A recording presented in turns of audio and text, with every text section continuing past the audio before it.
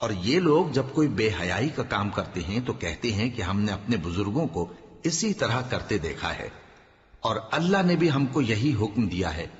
کہہ دو کہ اللہ بے حیائی کے کام کرنے کا تو حکم نہیں دیتا، کیا تم اللہ کی نسبت ایسی بات کہتے ہو جس کا تمہیں علم نہیں؟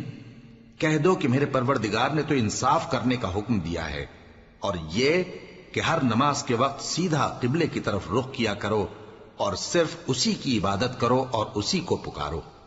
اس نے جس طرح تم کو ابتدا میں پیدا کیا تھا اسی طرح تم پھر پیدا ہوگے۔